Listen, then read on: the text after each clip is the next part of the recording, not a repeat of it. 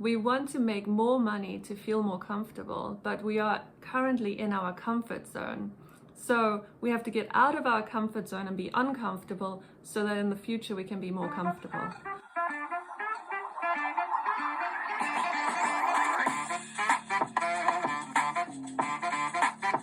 Hello and welcome back to my channel.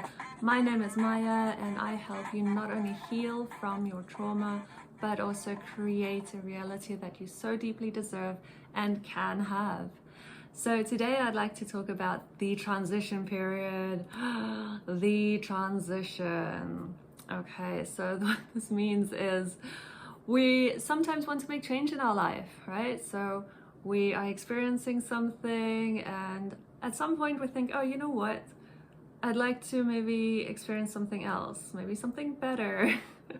Maybe I want a better job. Maybe I want to have different health. I'm gonna change my diet. I'm gonna eat differently. I'm gonna choose different foods. It can be all sorts of changes that we just decide to embrace at some point in our lives for whatever reason. We just want to experience something new. We don't even need to judge it. We can just say, you know what? I want to experience something different. But usually there's a really good reason behind it, because maybe we want more money so that we can go on holiday and enjoy our life better, feel more at ease, and just maybe feel more comfortable. Now, this is an interesting thing to say because we want to make more money to feel more comfortable, but we are currently in our comfort zone. So we have to get out of our comfort zone and be uncomfortable so that in the future we can be more comfortable. I'm not sure if you followed that, but that is what happens in my mind. And that's currently something that I'm actually looking to do. So it makes sense to me, and maybe it makes sense for you as well, because sometimes we do recognize that it would benefit us to move through our discomfort, or to the edge of our comfort, always pushing that edge of our comfort zone, so that we can grow and increase our skills and makes all sorts of positive change that will actually benefit us, so that we can have a comfortable, enjoyable, maybe exciting life further on down the road. And so that means initially there will be discomfort and friction and a little bit of tension and stress. Not the bad stress, but the good stress. I won't go down that rabbit hole, but I hope you know what I mean. And then later on, we get to look back at what we've built, what we've achieved, what we've created. And just take a breath and say, yeah, I worked pretty hard. I made a lot of change. I definitely moved through that comfort zone limit. And now look what I've got. Maybe I've got a bunch of passive income streams. Maybe I've built a business. Maybe I am now a manager and I manage a team of people. So they are definitely worthwhile things to move towards. Or if we want to relate it to health, we can say, okay, yes, I really had a tough time moving through that sugar addiction. I mean, I still have my sugar addiction. It's just very hard to break. Sugar is addictive. But if I do just go cold turkey, or if I minimize it, or whatever my strategy might be, and then after a while, I just don't eat sugar anymore, that could become my norm. And then I'll look back and say, I can see how sugar might have been affecting me in a bad way. I'm not going to talk about health benefits. I'm not a doctor. Yeah, anyway, so let's move on. But the point is, we need to move out of our comfort zone to be able to make change. Because if we stay in our comfort zone, nothing will change. We're comfortable here. It's familiar. Everything is just going to stay the same, and the pattern, whatever pattern we have, it's just going to repeat. It's like you have one day that looks the same as the next day, and the next day looking the same as the next day. You know, nothing substantial shifts at all. But that is not something that I'm interested in. I'm looking to make change. And I'm willing to move out of my comfort zone to do that temporarily. I will find a new comfort zone in a place where I feel like, okay, this is something that has provided me some growth, but I also get to enjoy it now. I don't have to just strive all the time.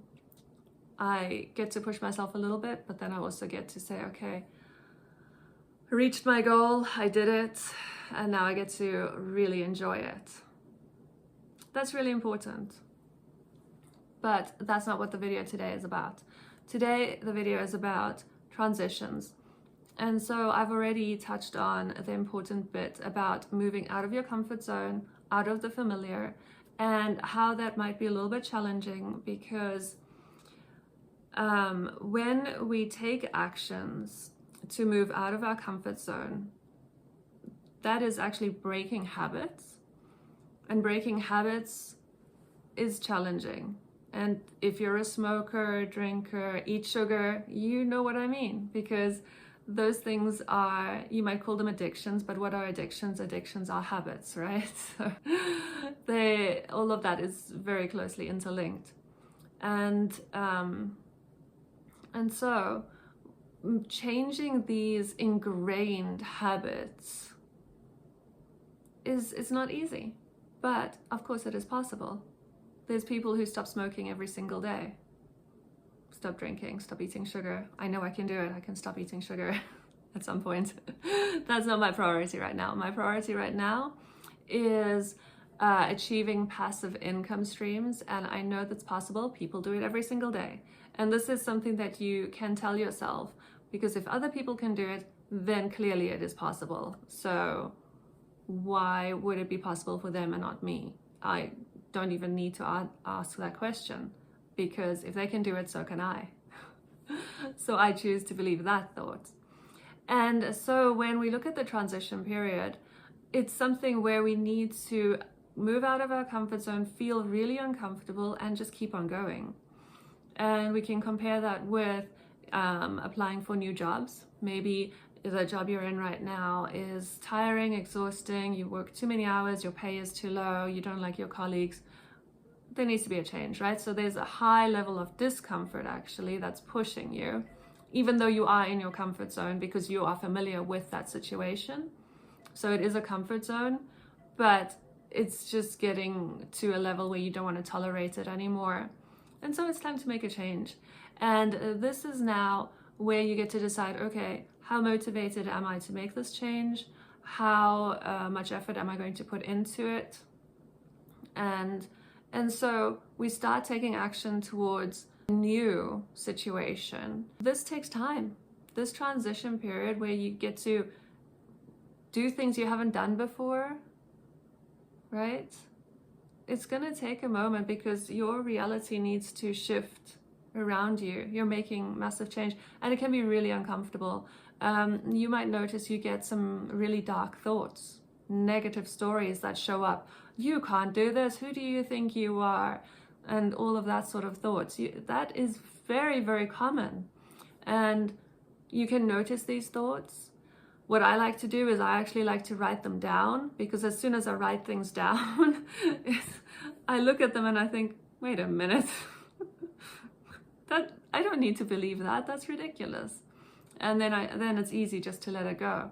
But if it stays in your mind is tricky sometimes. It can confuse you. And so I really like to take things out of my mind where there's just a bit of turmoil and chaos, especially in transition periods. There's just a lot of stuff shifting around in your head, and it's just a big mess. So it's better to, when you notice something that seems important, meaningful, something that it just maybe doesn't sit right with you, take it out of your mind, put it on paper so you can look at it, and if need be, then journal on it. And this works. Believe me, I've done this many, many times, and it helps. It helps to move through this transition period a little bit more smoothly, graciously, maybe even. But just keep in mind that it is very, very uncomfortable, and it's really up to us how long we procrastinate, because sometimes we take a half-hearted step in a change direction, but it's half-hearted. So then that is sending mixed messages into the universe. And if we're sending mixed messages, we're probably going to take the scenic route, and the transition period will be a little bit longer than it needs to be. It's okay, you know, we get to have our experience, but it doesn't need to be that long.